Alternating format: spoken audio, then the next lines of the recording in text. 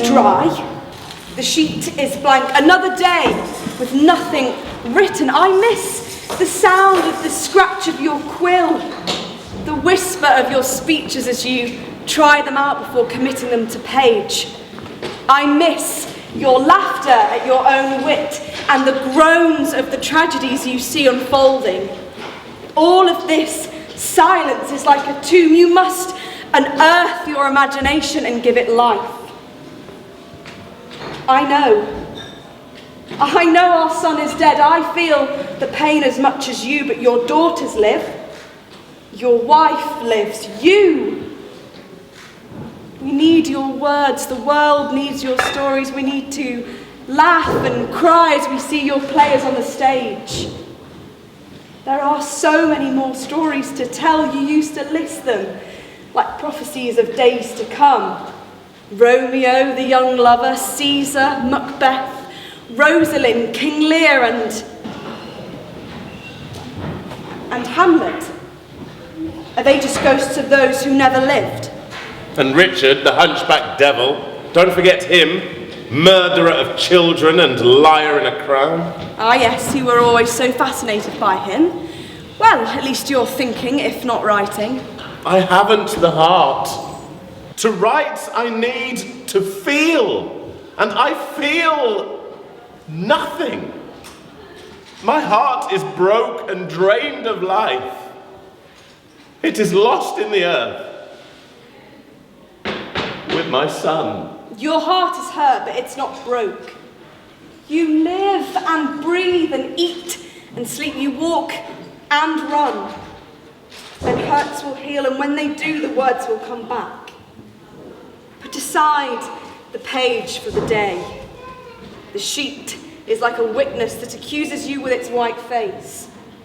There's work to be done, and there's a horse that we need to buy. And there's a fair at Hinckley, and I'm told have the best in the Midlands at prices that we can still afford. Heaven save us. You want me to go to Hinckley Fair? You do know its reputation. I will be lucky to leave with my life. Oh, nonsense. Hinckley is a respectable town, a place of holy pilgrimage. Now, you best get yourself ready. You might need to stay a day or two. Think of it as a holiday, a chance to get away from me and the girls. The little shrews? Hardly, but you will have your jokes. So, will you go? I will go, and choose us a fine mare and ride her home the long way round. Perhaps in fields and open skies, I'll find again my muse. Maybe you will. If you do, then maybe we can laugh again, make love again, hope. I shall pack you a bag and some food. I will miss you when you're gone. I've grown so used to having a husband of late. The house will seem quiet for a day or two.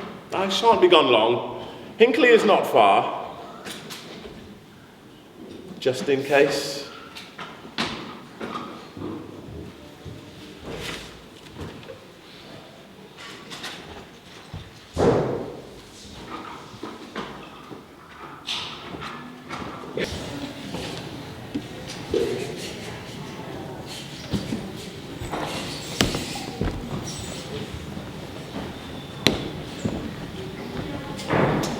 Well, the ale is drinkable, if nothing else. Oh, but the air is foul. Stinks of sweat and dung and piss. And blood. What manner of place is this? A gathering for cutthroats and card sharps, chancers and harlots. Why, if I had been so inclined, I could have slept with 20 women and still had change of a shilling. I'd have paid more for it in the end. Pleasure always has its price. But the horses are good, and the sellers seem fair. They know their nags.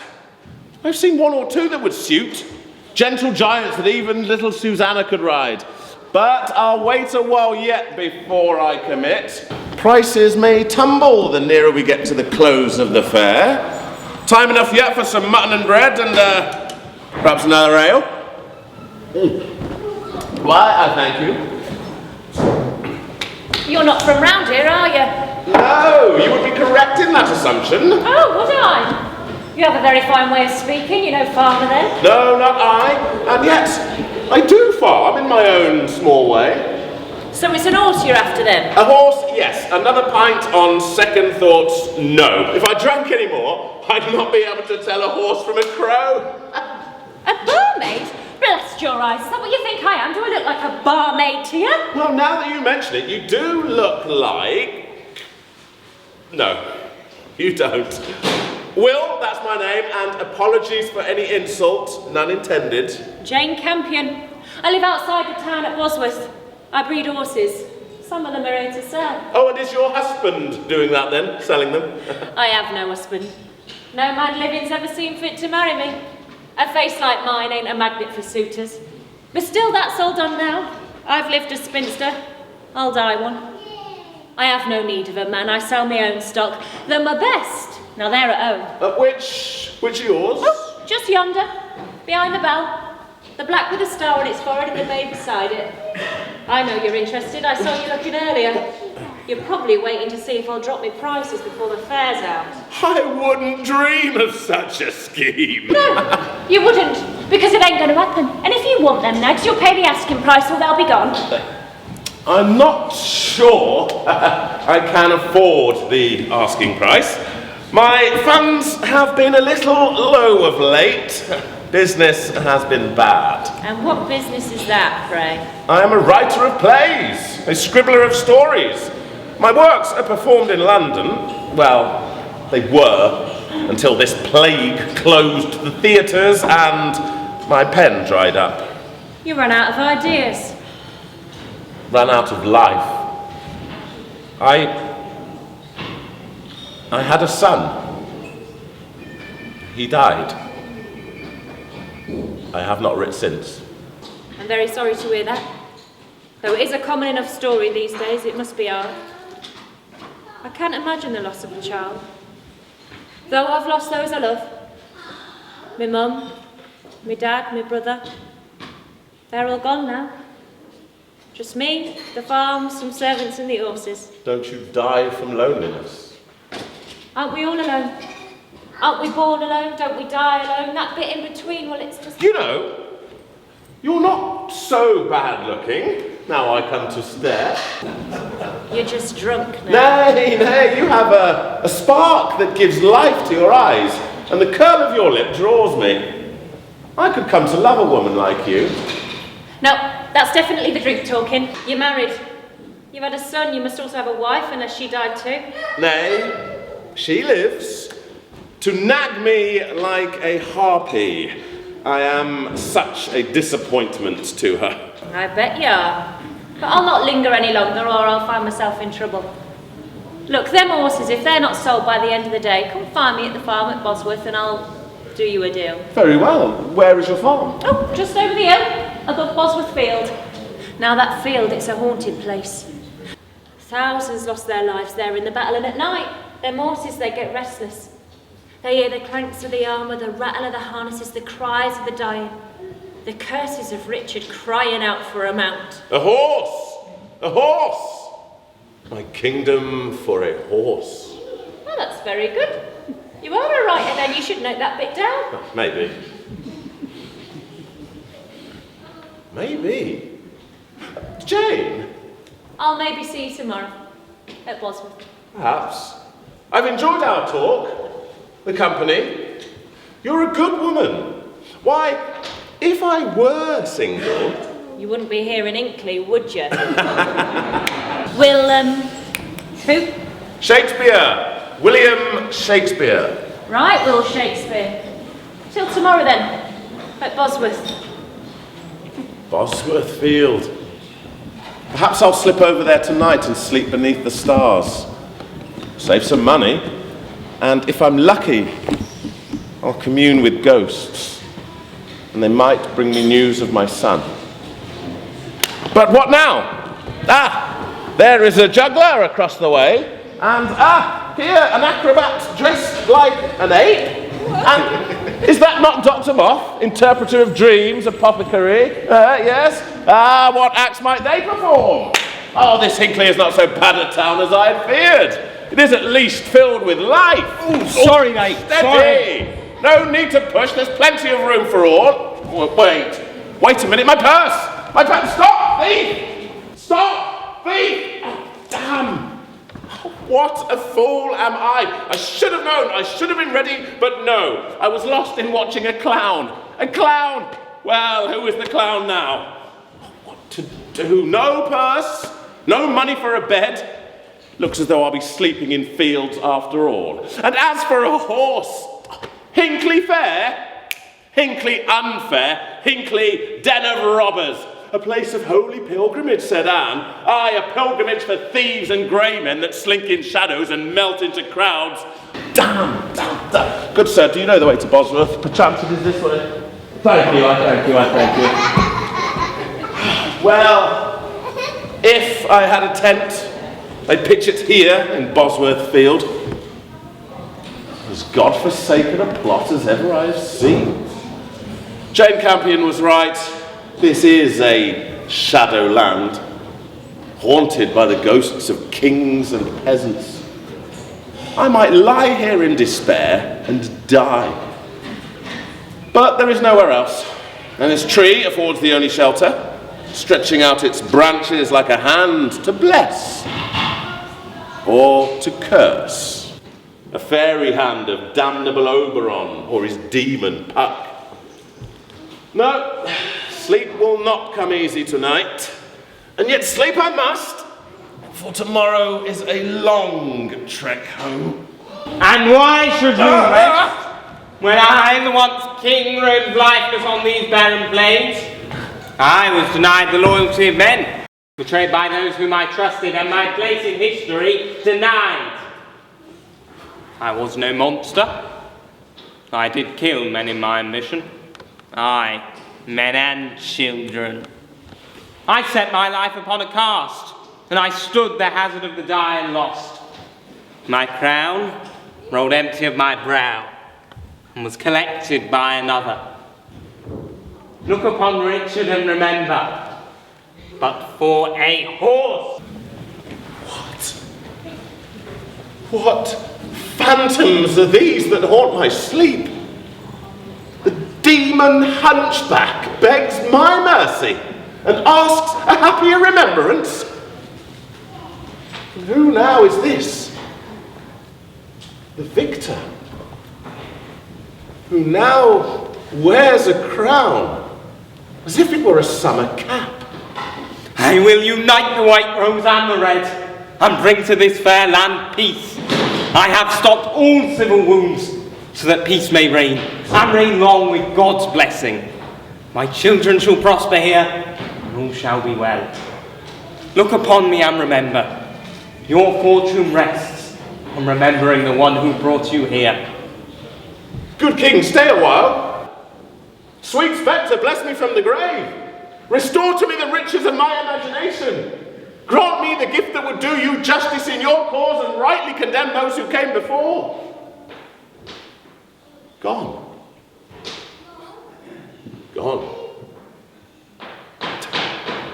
Just dreams.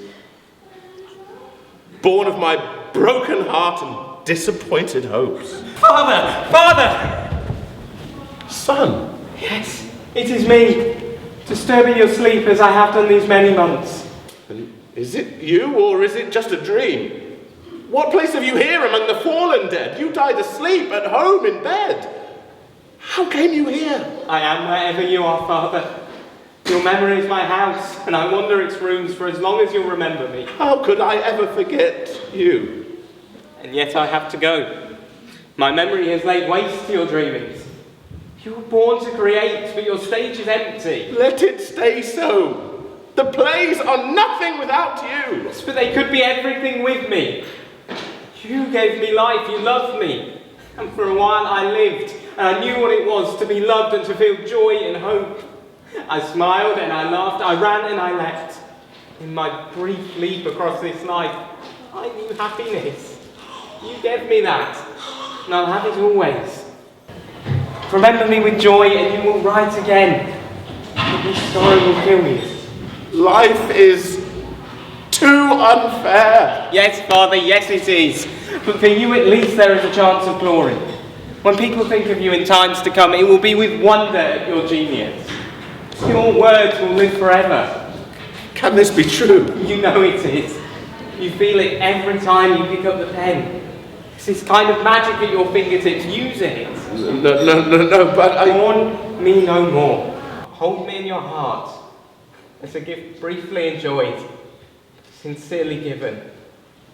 Now sleep, Father, and tomorrow wake to Bosworth Field and read the story in the soil.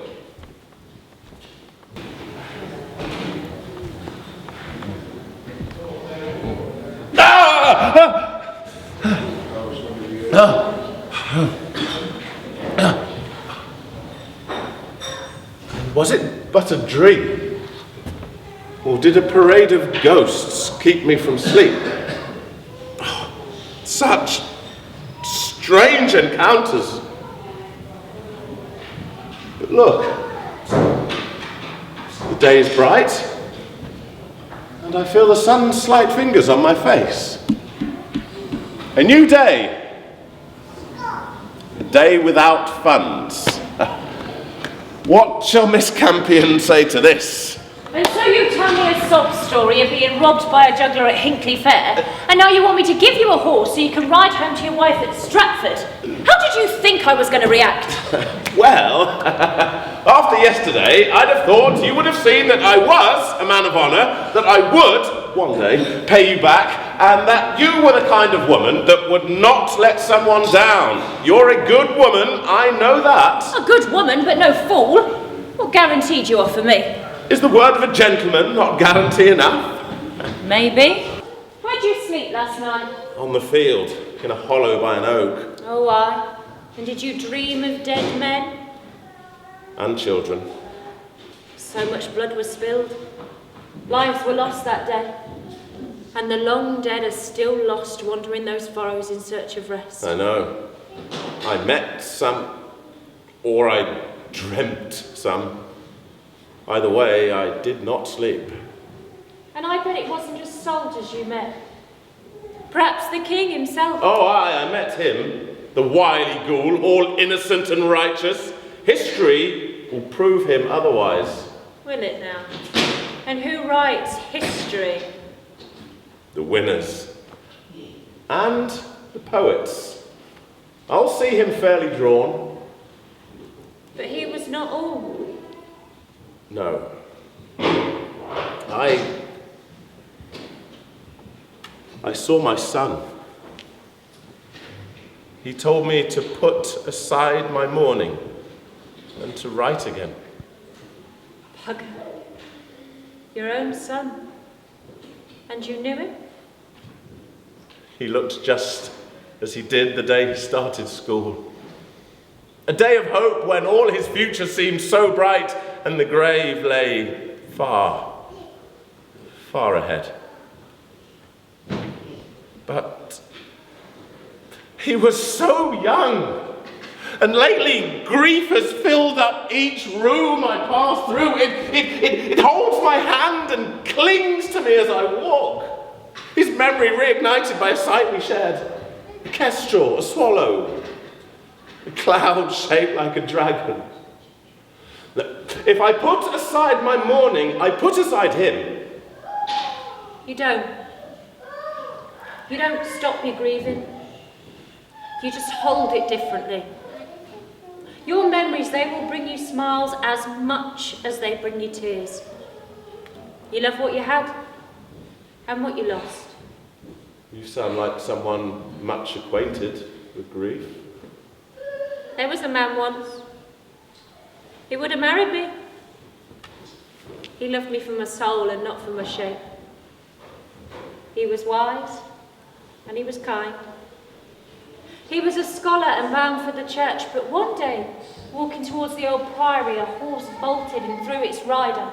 It ran towards us with rage and fire and blood in its eyes. He pushed me aside and grabbed the reins, and in doing so, that creature, it swung him around and it flung him against the wall where he fell, with all the life knocked from him. I still feel the touch of his fingers when he held my hand, the brush of his hair on my eyes when he kissed me, his words of love that flowed like a quiet stream. His name? Sweet Benedict. You'd have liked him if you'd have met. He had a kind heart and a ready wit. I think I would. I am sorry to hear your story.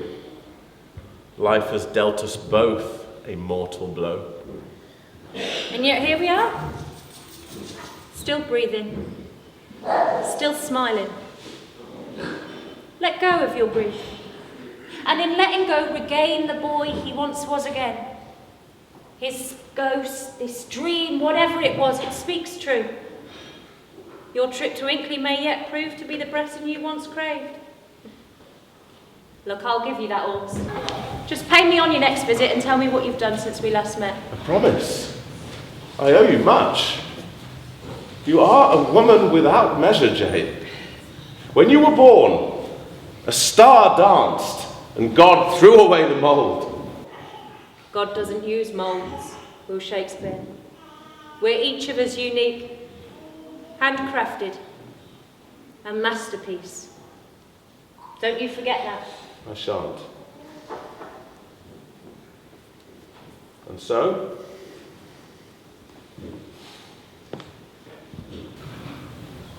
farewell.